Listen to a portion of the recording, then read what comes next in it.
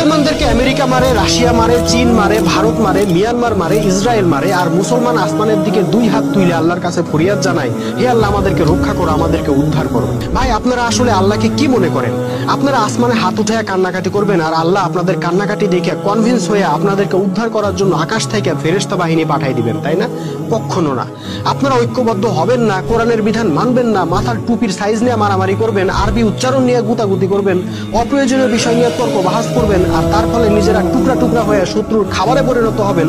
তারপর মায়ের থেকে বাঁচতে আল্লাহকে বলবেন, আল্লাহ আমাদেরকে উদ্ধার করো। আচ্ছা, আল্লাহ আপনাদেরকে উদ্ধার করবেন কি জন্য?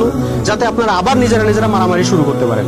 ভাই আপনাদের মুক্তির উপায় আল্লাহ পবিত্র কোরআনে দিয়েই রাখছেন। কোরআনের বিধানগুলো মানেন, ঐক্যবদ্ধ হন, আপনাদের গায়ে কেউ একটা টোকাও দিতে পারবে না, বরং আপনারাই পৃথিবীকে লিড দিবেন। আপনারা যদি সেই মোমেন জাতি হইতে পারেন তাহলে কান্নাকাটি করা লাগবে না ভাই। যখন প্রয়োজন হবে আল্লাহ নিজেই আসমান থেকে বাহিনী পাঠিয়ে আপনাদেরকে সাহায্য করবেন। মনে রাখতে হবে 1400 বছর আগে যে আল্লাহ ছিলেন এখনো তিনি আছেন। 1400 বছর আগে যে ফেরেশতারা মোমেনদেরকে সাহায্য করার জন্য বদর যুদ্ধে ছুটে আসছিল এখনো তারা আছে, শুধু সেই মোমেন জাতিটা নাই।